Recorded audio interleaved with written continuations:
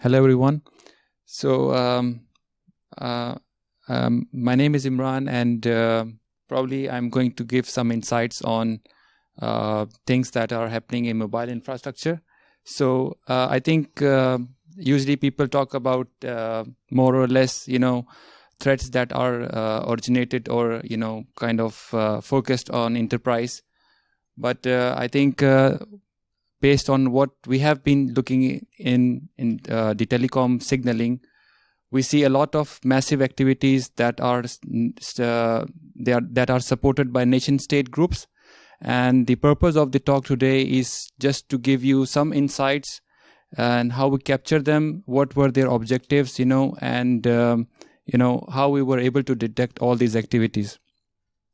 So just quickly giving my introduction. Again, as usual, I'm just a person like you, doing research, trying to bring out activities that are interesting, and kind of looking into new attacks, and then reporting it to the relevant groups, and making sure that the community gets benefits out of our research.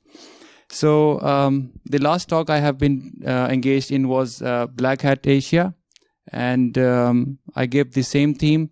It was interesting. There were a lot of questions there, mostly on how we were able to detect all these nation-state activities. I'm also a member of a panel of experts at GSMA, and our research has been acknowledged at various platforms.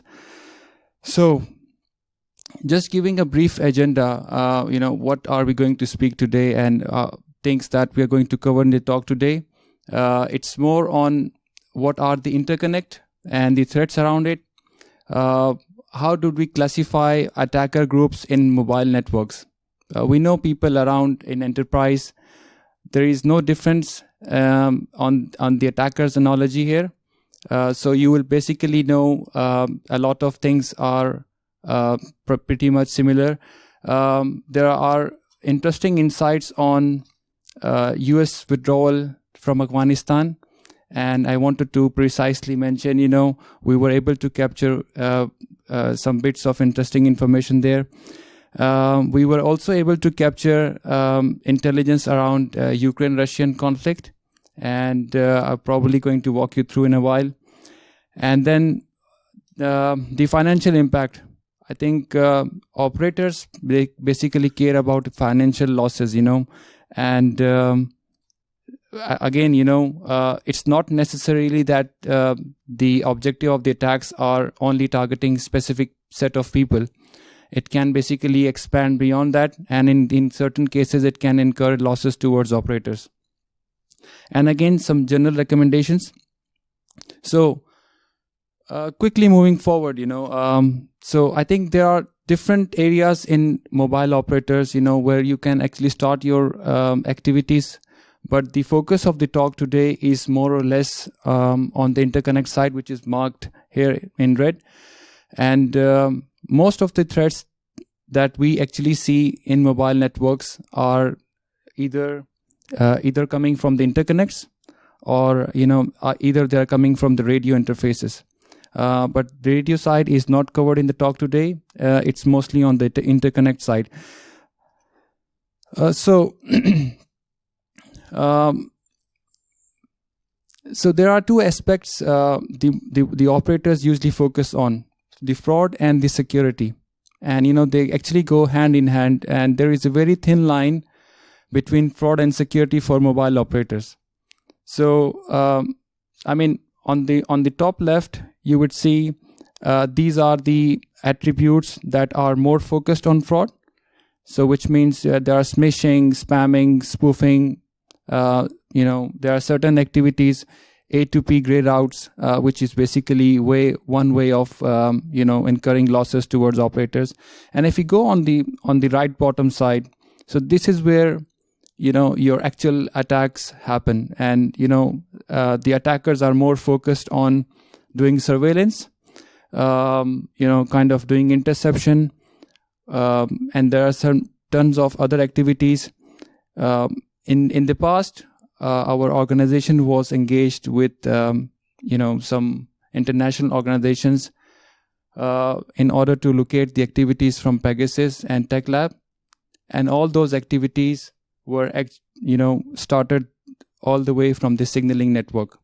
So we have a very good insight how those activities started, and what were their objectives.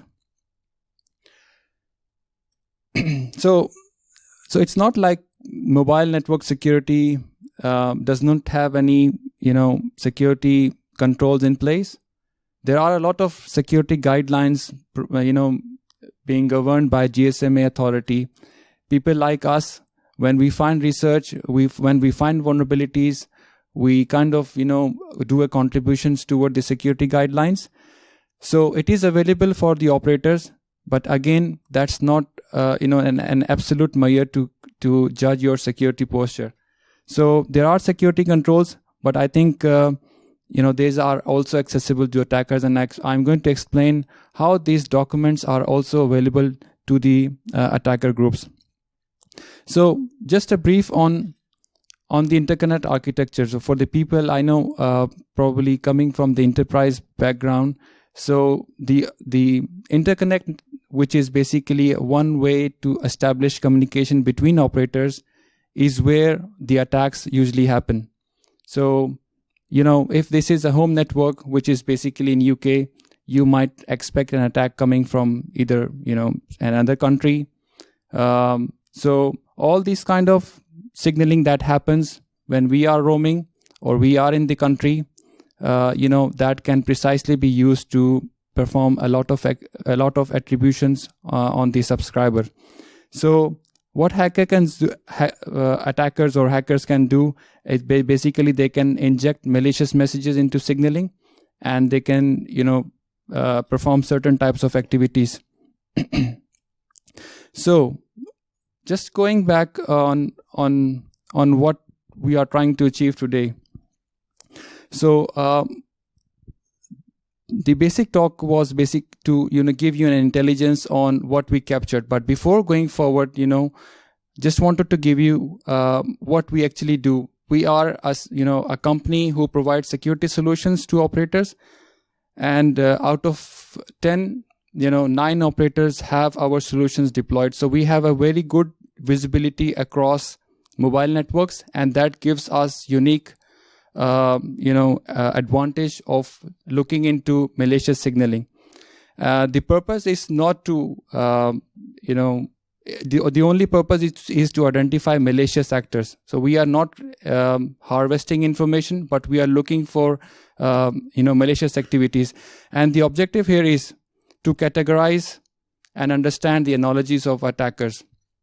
So looking back into how these attacker groups originate their activities, we wanted to give you an insight on the expertise they have, and I can just give you a glimpse of that.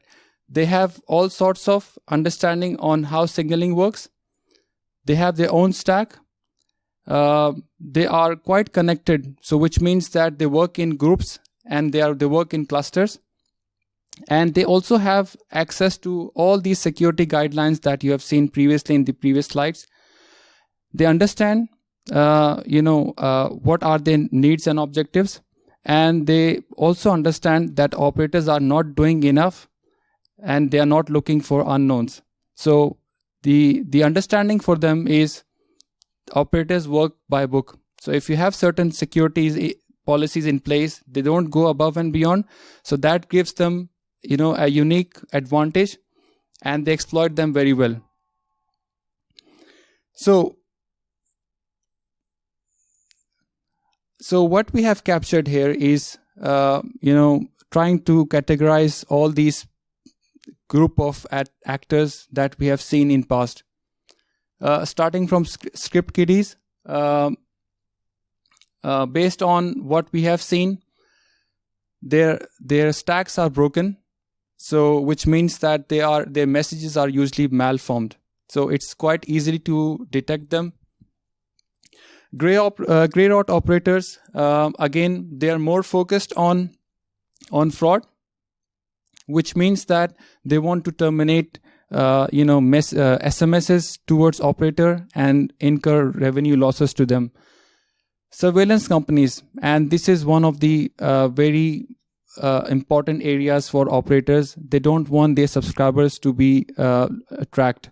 And there are companies in place which basically perform surveillances on behalf of either companies who request them to do it. So they are, based on their attributes, what we have seen here is, they have a very strong footprint, which means that they work in different parts of the world. So they are not really focused by originating messages from one region. So that's why they work in clusters, and they have a very strong understanding on the signaling side. State actors, they work hand in hand with surveillance companies. So sometimes they establish a kind of communication along with them, and they can also engage criminal service organizations. But before going towards that actor group, state actors, and the theme of the talk today is to establish how these groups are operating. So the state actors are more standard. They know their objectives, but they actually coordinate with criminal service organizations than surveillance companies. So the criminal service organizations, they are focused, and the entire criteria is actually to perform account takeovers. So now this can be an account takeover for the bank account. It can be a social media account takeover. It can basically be any account that is crucial for the customer, because it happens based on need and demands. And again, usually people do not understand there are audit companies as well. So when we are doing a validation on the global signaling, there are patterns which tends to be very similar to the attackers, and sometimes operator tends to consider them attackers as well. But there are audit companies who also perform them. So they are the good guys. And then the DOS agents, we have been seeing an increase in DOS agents, and they are basically able to bring down network elements. So I'm not surprised. All these types of groups must be operating in the enterprise world as well. So the operators usually think, that their role is to just place firewalls and make sure that they are updated, and they consider whoever their partner is, that's a trusted entity. But I think that's a false assumption, and that's why I kind of written here. Trust is not a cybersecurity strategy. For the operator, it does. So I think this is just to give an insight on what have been captured previously, and if you have to look into the historical outlook activities in past, so these activities are focused on the enterprise, and we can clearly see there are certain groups who were engaged in past targeting financial institutions, targeting countries for a reason. So nation state as a phenomena did exist in past. It happened, it is happening, and is going to continue. So, and you can clearly see here Russian state activity in 2007, Russian state activity in 2008, again Russian state activity 2017. So I think the objective here is the same applies to the telecommunication network, because the infrastructure is quite massive. These services are quite dependent on the telecom infrastructure. So if you are able to bring down part of that, you're actually going to lose a lot of services, a lot of revenue, a loss to subscriber, the confidence of subscriber is lost. So one of the examples that I just wanted to, it just came into my mind was during the initial time of the conflict between Ukraine and Russia, there were fake operators tends to come up at the borders. So the reason for that was to make sure that the subscribers were able to latch on those networks, although they were fake, but their services was legit.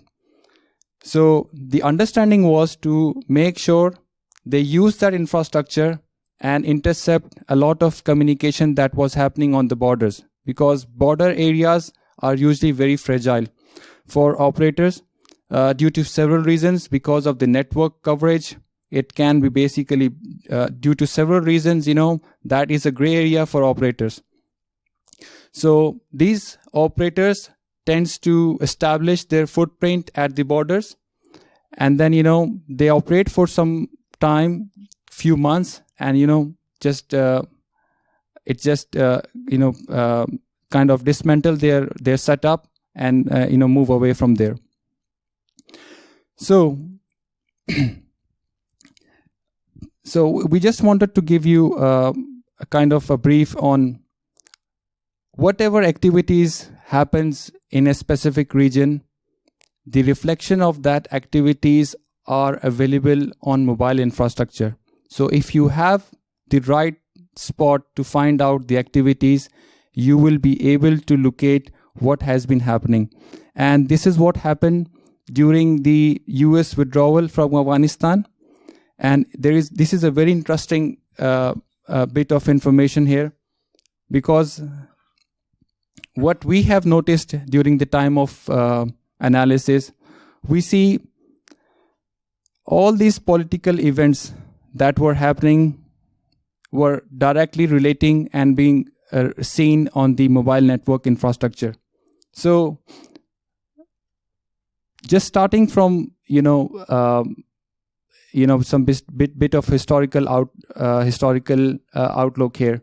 So in February 2020, Trump struck a deal with Taliban. They just wanted to get out of that specific region, and the deadline for that was May 2021. And this was basically endorsed by Biden. So when Biden took the administration, their team actually extended that to September the same year. So if we are to look into that specific time when all this was happening, there were certain activities that we were able to capture. Now, this is attacks focused on Afghanistan. These are attacks focused on subscribers in Afghanistan. These are attacks focused on subscribers who are roaming in Afghanistan. And clearly, we can see here, starting September 2020 up till February 2021, this is the time when Trump administration, signed a deal. There was no activities that were targeting Afghanistan. So the reason, probably the area was not of interest. And immediately after that, we clearly see there spikes. And in the next few slides, I'm going to walk you through what type of activities that relates to. And by the end of the year, we can see this is when the exit was supposed to be. And we see at the late year, the activity was fading away. Now, the threat actors, the actors who were behind all these activities, we knew about them already. We knew they had links with nation states, and they were supported by some other sources, and they were clustered. So what were their objectives and targets? We knew they were targeting the country. We knew there is a specific need and objective. So the primary target was that specific country. And then the secondary targets were roamers or the subscribers who were in Afghanistan. They were also being targeted. Based on our intelligence, we see the potential victim organizations were news and media outlets, NGOs, and government institutions. And the motives and objectives were IMSI gathering. Now, I'm not sure if people around here, the IMSI is an identifier that is unique, and every subscriber is being allocated an IMSI when you have a SIM inserted in your phone. So the entire idea was to capture the IMSI. Now, IMSI is not known to subscriber. You know your mobile number, but you don't know your IMSI unless and until you kind of use a special code on your phone and be able to kind of extract that. Once you have that IMSI in place, you're able to perform a lot of other attacks like call interception, SMS interception, account takeovers. So supported by that was location tracking and surveillance. And at some instances, we were able to see they were doing interception at radio level. So which means that if you have heard about IMSI catchers or the jamming devices, they are placed in a small vicinity of the victim, and using that area, they were basically doing interception at the radio level. So which means that it was coordinated. There was somebody available on ground helping those actors execute the entire operation. And the threat indicators were actually trying, they were clubbed with the bypass techniques in order to make sure that they meet their objectives. So this is the level of intelligence that were able to capture during a specific set of activities. Again, all these activities that happen in a specific region usually have is usually reflected all the way on the mobile networks. Again, because mobile networks are one way to execute your operation, but it's not the only way. So so the question here is, does political shift in the region can drive cyber attacks? Even if there is no political shift, set of events in that region can also drive cyber attacks. And one of the examples, very good examples, was this specific event when the US troops were exiting that specific region. So is Ukraine and Russian conflict different than what we have seen in the past few slides? And this is set of timelines. I know this is not very clear, but all these timelines are captured from Europol. So it's not something created by me, but this is set of all the type of attacks that we have seen captured and logged onto Europol website. And the ones highlighted here are the ones which were more focused on telecom infrastructure. Now, starting from denial of service, bringing down an ISP, BGP prefix, hijacking, some other types of attacks, they were all focused on telecom infrastructure. And they knew if they are able to bring that down, they are actually going to cut the communication. So what is interesting in that? So all these attacks that we have seen were focused on one country. And why is that? Because all these activities were not only originated by one group, it was coordinated, and they were quite consistent. And I think one of the reasons that we have seen, they have been sharing intelligence within their groups as well. So that brings to the next slide. So this is an understanding on the Russian activities that we have seen in the past.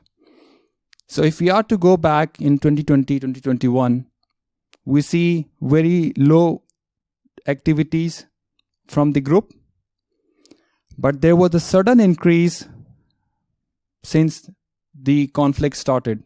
So you can see there is a massive increase up to 150 times, comparing to what was actually there in 2020, 2021.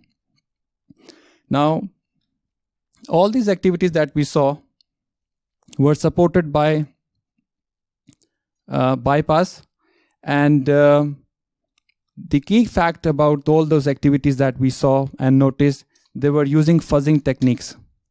So which means it was quite obvious for them, and they wanted to see how the networks were responding and how vulnerable networks were, because fuzzing is the best way to understand the network behavior. And this is what they were trying to do, and they were actually successful to an extent. So, and again, these are real examples that we captured, and we can clearly see here the large amount of activities that we have seen. They were targeting not only specific region or a country, that was actually beyond that. So which means Ukraine was not the only country. They were targeting other NATO countries as well. The attack intensity was quite high, and the coverage was also, it was an extreme for them.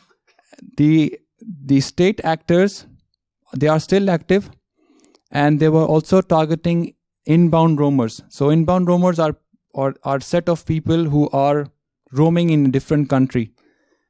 And for mobile operators, if their subscribers are roaming in a different country, they are unable to secure them. So that makes them more vulnerable.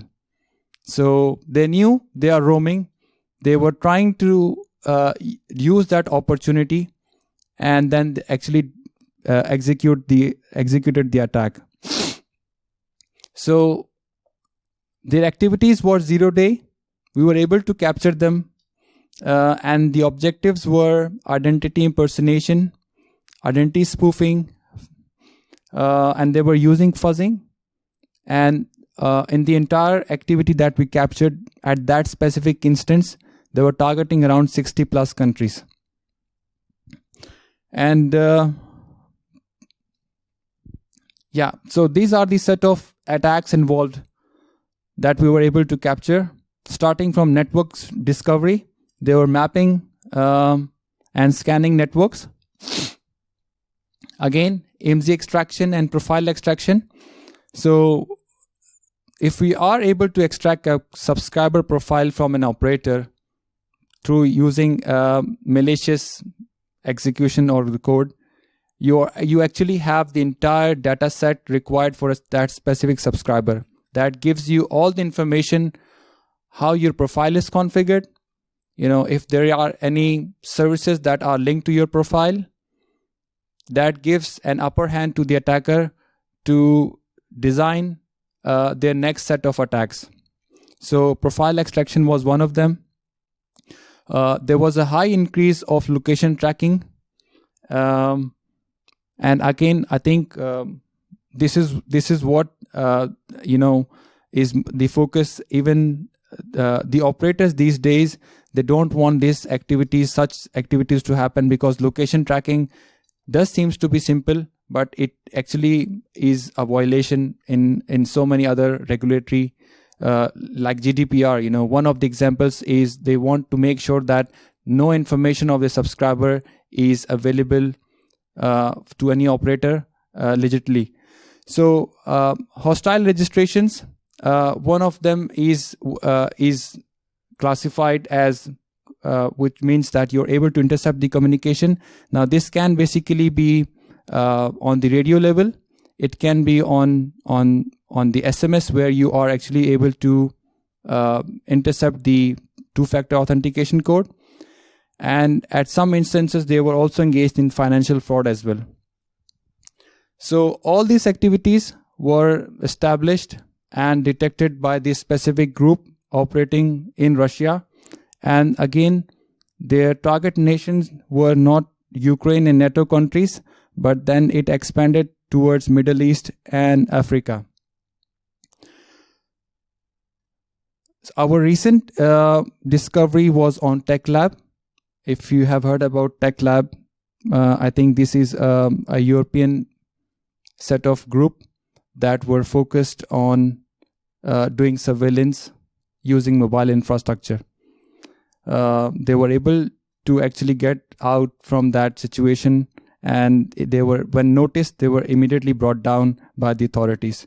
So this was an extension of Pegasus NSO, but again, they know how to use mobile infrastructure, and they're quite successful in that. So this is a set of evidence that we're able to capture. I know this might be something, but so these are all scan attempts, and when we see, and if we are to notice some odd behavior here, these are all sequential numbers that belongs to a network or networks. Now, if we are doing scanning, this basically gives the attacker an idea, how the networks are behaving, and then they can design their subsequent attacks. And these scannings were quite incremental. So we can see here, these are all the identifiers, scanning identifiers that are incremental, and they were targeting a lot of countries, around 60 odd countries.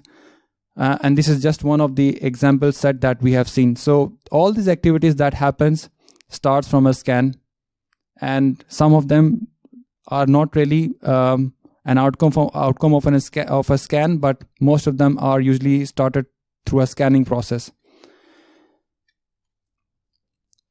So we discussed earlier, they were focused on identity impersonation, and this is one of the examples. Now, this is an example of an account takeover by this group, and if we are to see here, this was an attempt on performing a hostile registration, and this is where this group actually were able to intercept the two-factor authentication code. Now, this authentication code can belong to any service, not necessarily this service. It can be your bank account, it can be your social media account. We have seen WhatsApp, Telegram, Facebook, Gmail, Microsoft Cloud, so many other, I can't recall all of them, but we have seen all of these accounts being taken over. This is one of the accounts, and the reason for putting this was unique. This is a voice over IP account takeover, which means usually people tends to answer calls for when they see known numbers. So if somebody is using a voice over IP application, they have registered their CLI, which is basically your mobile number, to that application. And when they are using the voice over IP application, what you see is their name coming up on your phone. So you don't really hesitate and start speaking immediately without knowing that you might be able to reveal a lot of information. So this is a voice over IP application account takeover, and the interesting thing here is, this account does not really require an email address. So which means it made pretty much easier for the attacker, because in that specific sense, he had to actually compromise the email as well. So the only thing he need is your mobile number, so which is obviously very easy to get.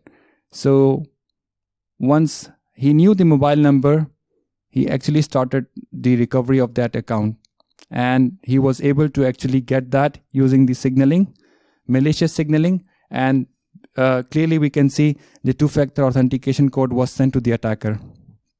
And once he has this code in place, he can actually use that and call anyone.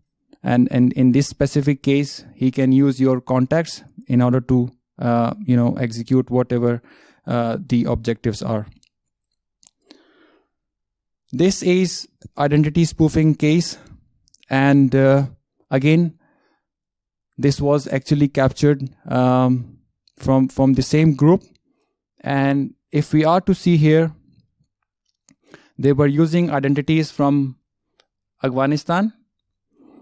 They were using identities from UAE. These are spoofed identities.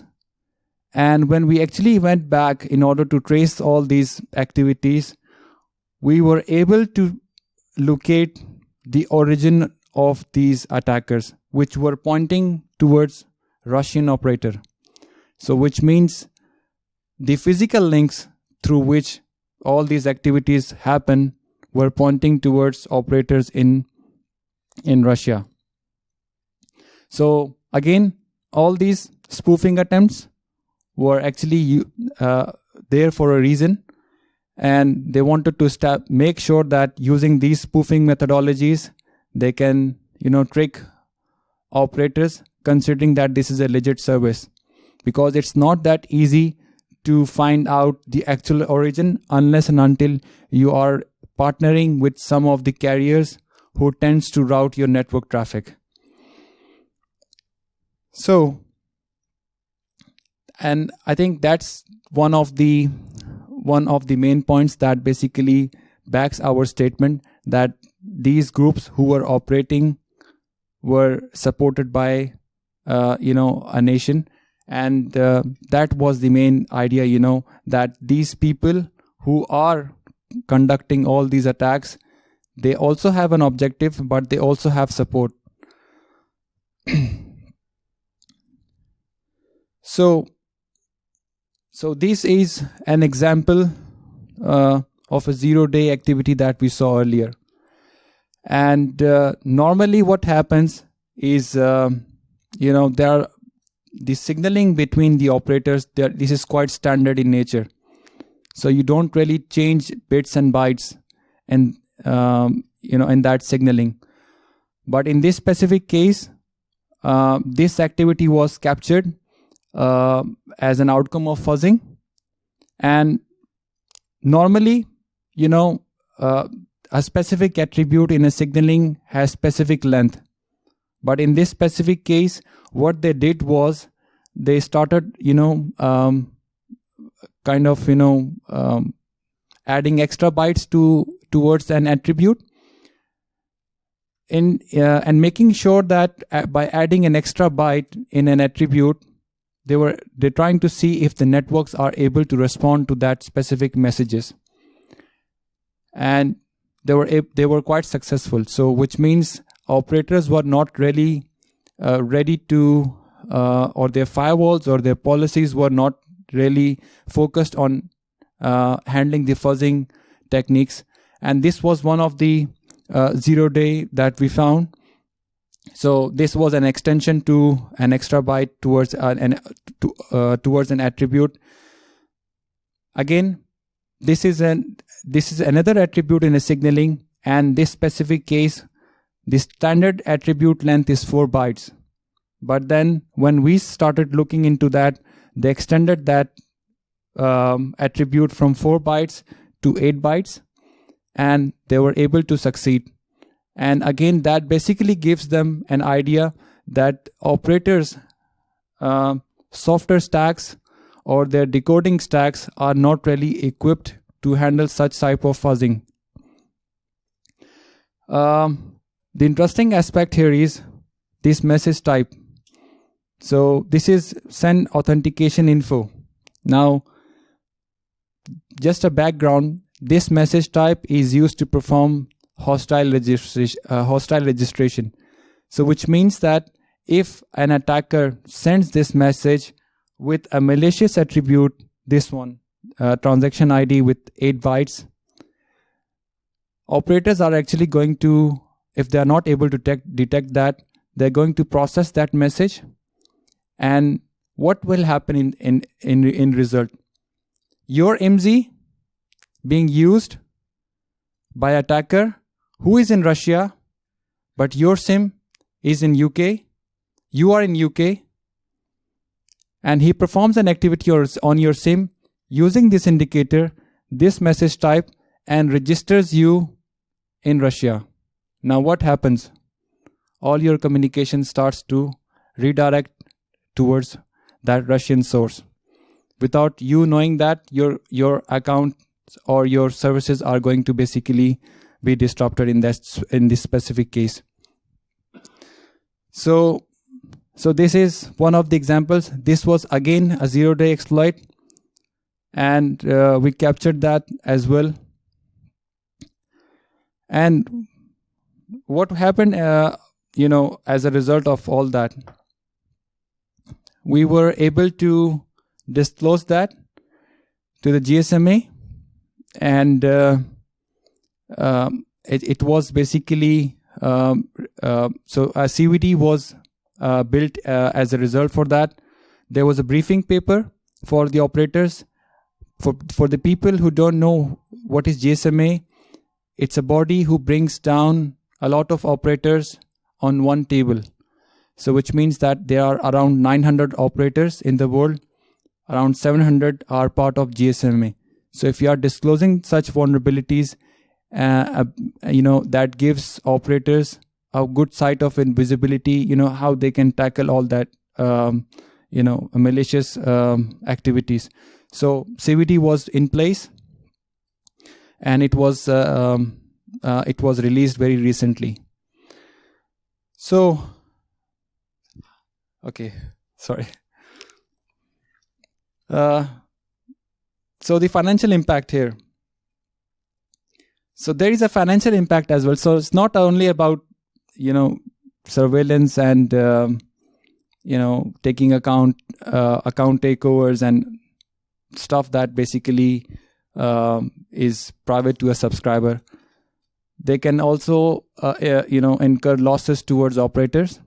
So in this specific case, we found another 0-day activity somewhere in April 2021. We reported that to the GSMA, and luckily, and this was the CVD ID,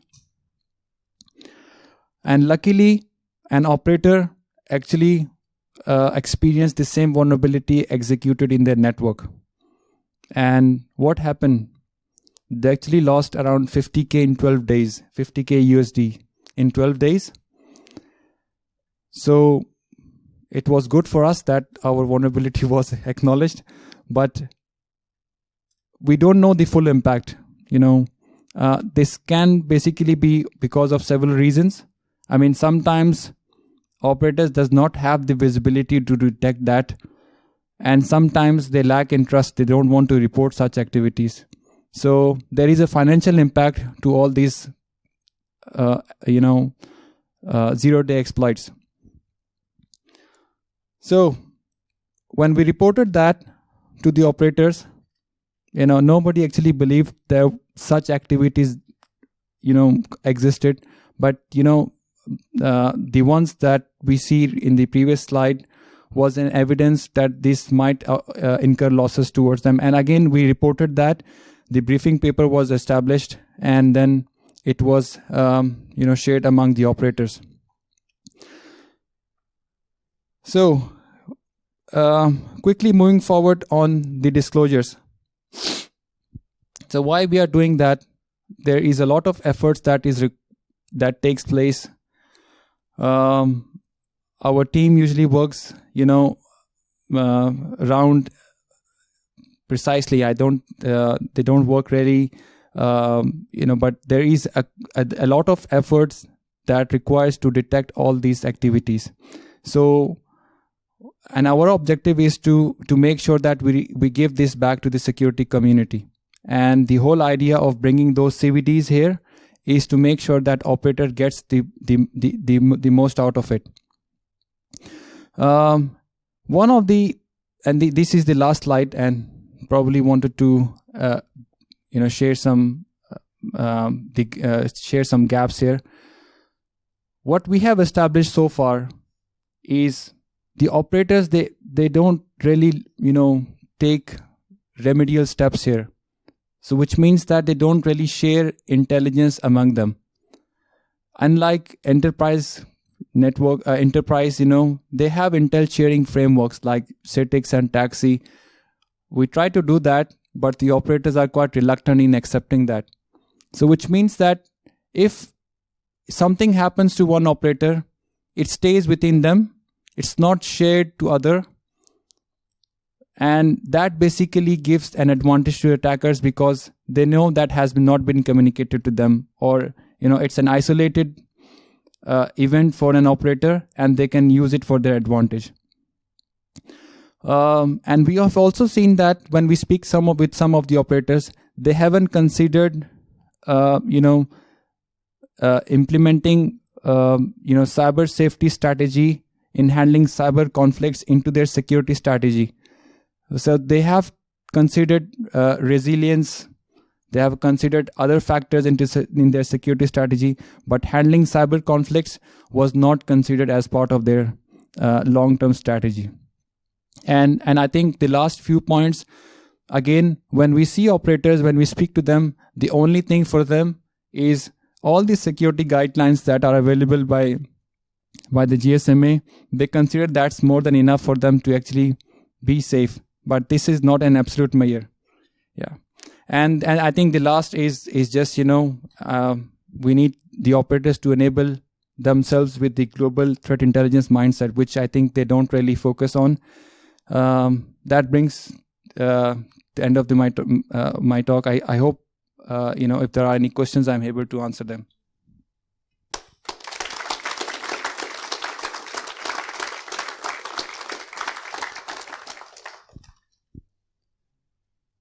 Yeah. In the first place, thanks for the talk. Quite interesting topic with a lot of impact.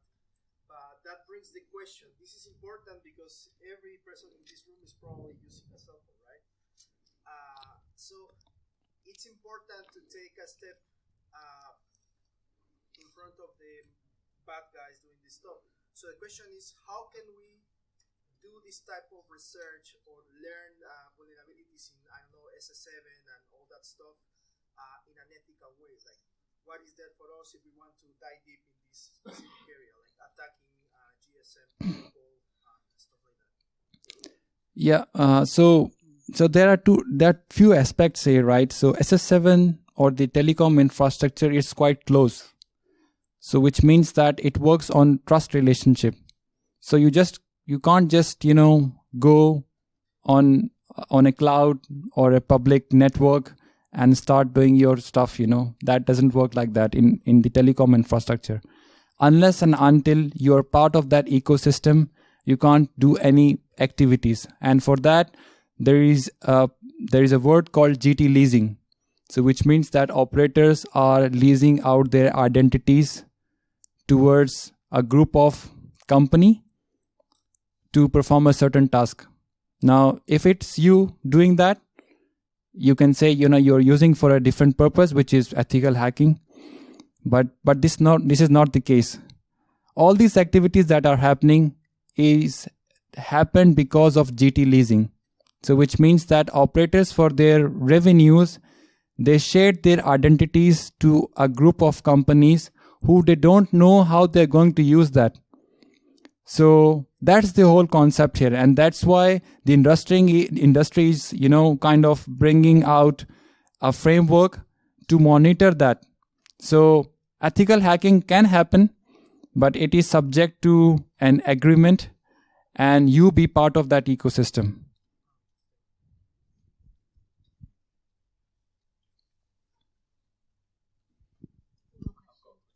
Oh yeah.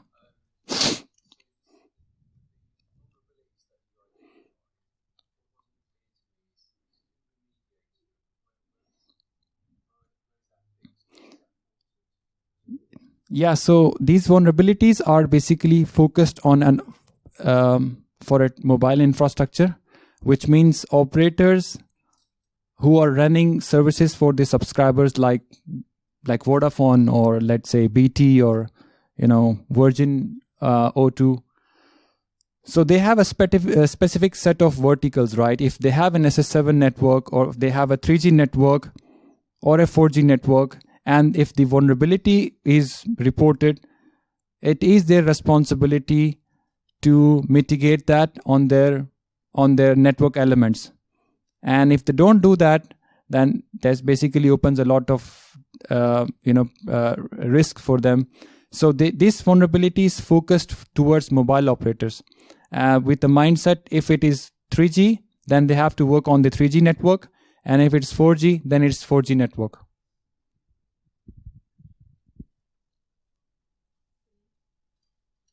Thank you.